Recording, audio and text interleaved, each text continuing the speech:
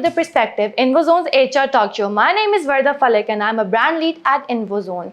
Our episode today is on the topic of employee engagement and retention, insights on fostering a positive work environment. And to have this conversation, I've been joined by Ms. Kanwal Malik, Head of Talent Acquisition in Datics AI. Welcome to Invozone, Kanwal. Thank you very much for having me. Kanwal has a 15 years of stellar career experience and she has worked in sectors like electronics, academia, real estate, fintech, and finally the tech side. Her career spans over 3 biggest cities of Pakistan and this all is backed by 2 masters. Is that correct, Kanwal? Absolutely. Thank you. Have I left out anything? I think one thing, yes, which people I generally talk about other than my profile is that I'm that person who's been famous for making things possible. And I think my journey towards my experience so far has always been very exciting and very challenging. And I learned a lot from my seniors and I think the journey is still going on. That's wonderful. So let's take all this learning and ask you, how would you define employee engagement and why do you think it's important in organizations? I think employee engagement is changed a lot now. It is more of a retention it becomes a retention strategy now. It is becoming a part of the retention strategy now. Why I'm saying that? Because engagement is just not to have the events for the people for a shorter period of time and then engage them and have some fun element into it. Yes, that is there, but then more of that engagement is to keep engaging people not just for the 8 hours, but even after the working hours as well. How? By taking care of their well-being, by taking care of their families, by taking care of their culture side of the organization as well. Engagement is more of a culture, which is a long-term perspective of any organization. So now let's flip it totally and talk about what is disengagement and how can organizations identify signs of disengagement in their employees. What I talk about from my own personal experience, how I tackle that, I'll go into that detail later on. Disengagement is something which it suddenly happens, and you don't. If you don't take the right measures, it just get out of the way and out of your hands. Disengagement is not just that if you are arranging any event and people are not showing up. No, it is not that. It is something which is eating the employee from inner side. And he's not talking to you and he's not telling you. The way how you can deal with that is to have regular culture checks, culture pulse, by which you design certain themes of questions and design a questionnaire and just talk to them for 10-15 minutes in a month separately, individually, not as a whole or on a mass level. I believe that what I learned and what I always inculcate into my team as well, that never say a person an employee, because when you start saying an employee, that automatically gives that impression that somebody is serving you. Yes. They are not serving you, they are being part of that journey. Where are you at the moment? You want them to be part of that success and of course the failures as well. So I think in my opinion, first stop saying people employee and say resource or team member. And then secondly, to have regular culture checks with the resources individually and just not keep it to yourself, present it to the top management where the decision is actually lies. And that would help the organization to understand the real problem of the people and to get that pulse check of every individual and to take care of them individually as well. So in all this, how do you think managers and supervisors or team leads help in increasing the job satisfaction or engagement of these resources and not employees? It is a very important question, number one. And I think, thank you very much you asked this question, because I believe that if 50% responsibility lies with HR and the management, 50% responsibility lies with the line managers and the HODs and the head of the departments. Why? Because they are the people who've been engaged with them for 8-9 hours. They are the one who need to ensure that if the person is coming to deliver certain tasks, they've been engaged in a way that they don't feel pressure and stressed. Secondly, there is a need to understand by the line managers that if they would not be able to share with them, like for example, you are my boss and I'm your subordinate or your team member, and I have certain issues and I don't feel comfortable while discussing with you, the problem starts from there. If you, for example, I think that I need a raise in my salary. the line manager is the first person to go to, rather than going to the HR. And you as a line manager must have that level of trust within your team where they can talk, where the people can talk to you anything, right? And how that could be built. Other than working hours, just spend a little more time extra with them in terms of going out on lunch breaks, going out for a movie together. Trust me, it creates a lot of difference while having, being productive on the workplace as well. And secondly, the culture checks which HR do, every line manager could do individual meetings with every resource for 10 minutes, 5 minutes, even on Google Meet. Doesn't matter, you need to meet the person in person. So I think these small efforts from the line manager side, if they realize it, would make a lot of difference in making that culture, shaping the way the organization wants to achieve the heights of success. I totally agree, and I also think this lets the resource know that they're heard and they're appreciated and they're seen. Absolutely. Because I think it's not more the concept anymore left of just the salary. It is more than that. People, even if they get good salaries, they would leave the organizations if the environment is not conducive. If the environment is not empowered them to do whatever they value add into the ecosystem, they leave because if they don't happy with the line managers. So I think multiple other factors do involve in 2023 rather than just the salary matters anymore. So, talking about this, can you share some examples that have been implemented in the IT sector about employee engagement or retention, or something that you have done in the past? Sure.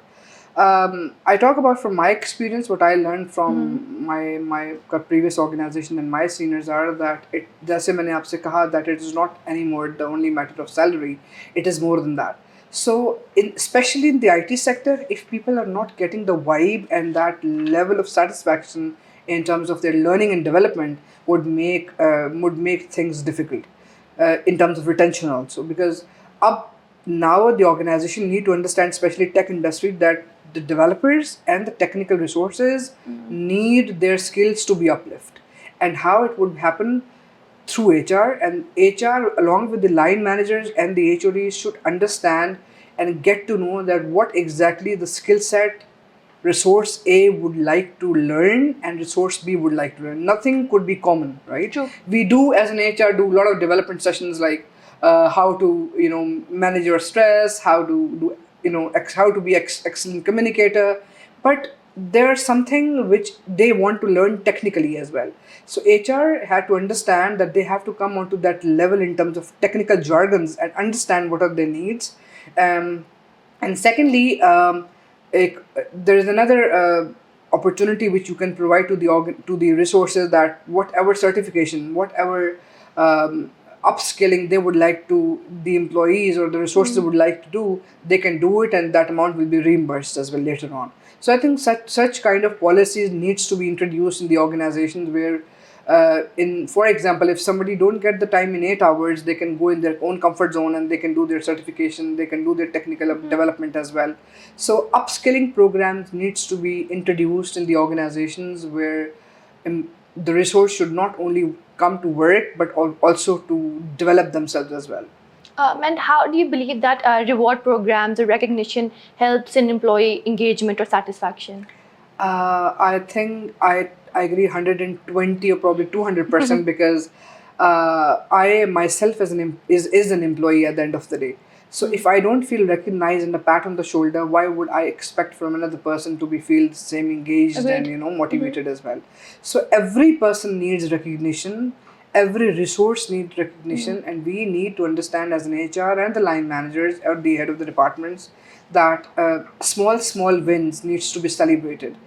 For example, if I talk about if somebody comes very regular every month, why don't you introduce certain kind of company lunch for them for the whole month? Stuff like that. And for example, you do celebrate and recognize them through employee of the year, employee of the quarter ceremonies, through employee of the month, and that's what exactly I am practicing in my organization. See, developers, development teams, and especially in IT sector, it is very boredom of the job. Yes. Right? We HR, we do talk people, we do go for the events, we engage them through organizing different events, but for them the job which they are doing is very monotonous, right? Every day they have to come for codings and they have to sit for 8-9 hours and they have to work in sprints. So we need to think like them, and we need to go to that level where we understand that what kind of relaxation, what kind of like comfort time they can have from that 8 9 hours. They can enjoy, they can focus back on their work as well. And secondly, recognition. We usually believe that developers को recognition की ज़रूरत नहीं होती, but then that's absolutely wrong. सबसे ज़्यादा ज़रूरत उन्हें होती है because और वो तब तक नहीं होगा जब तक आपके पास data points नहीं होंगे. So you must have a data points to understand that what developer is performing with the high expectations and who needs improvement. So I think, and then accordingly recognize the resources as well is very important. Okay. To wrap up our first part of the episode, my final question is going to be: how important do you think is positive work-life balance, and what are your 3 top, work-life balance tips or techniques for everybody out there? For I would say for resources, it is very important to ensure that mental health comes first. And if you are not mentally stable and mentally calmed, you would not be able to focus on your work as well. So I would strongly recommend to ensure every person who is listening me out there to please ensure that your mental health and your well-being is first, and you have to take care of that first before you expect somebody else to take care of yours as well.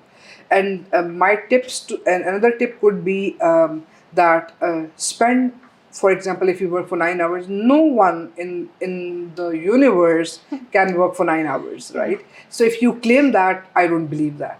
So for example, you get lunch break, do take your lunch breaks properly. Because if you don't get a meal and you don't get that refreshed air during the 9 hours, I think you would not be able to focus for a very long time. Please, and third advice is, please take leaves, which is allowed to you. They are for you. You earned it, and you need a break as well from the work. So it is very important to refresh your mind, to spend some time with your loved ones and with your family as well. The work will never end, and it will remain there. But the only thing which is important is your own well-being. When you become comfortable, focused, come back, start working back. And organizations need to understand similarly that if somebody needs an annual leave, please allow them, because that is their right. They are working for the whole year and they need to relax as well. And so that's 3 or 4 advices I would like to give. I think the 3 advices that you have shared are going to become the mantra for a lot of people for the coming work year. So let's get into the second part of our episode, that is the rapid fire round. I'll ask you some questions. Give me the first thing that pops up in your mind. Okay. First things first, if you could have the ability to either read minds or fly, which one would you choose? Fly. Fly? Secondly, if you could instantly become any one person in the world, who would it be? My father. That's very sweet. Art, recent trends or old school? Recent trends. Which is a better city to work in, Islamabad or Karachi? Karachi. My hometown. Never knew that. Okay, if you could have an unlimited supply of anything in the world, what would it be? Empathy. That's so sweet. And with this, thank you very much. Thank you very much for being a part of our episode. It was wonderful having you. Humbled. And with this, we wrap up another episode of The Perspective. Stay tuned for more.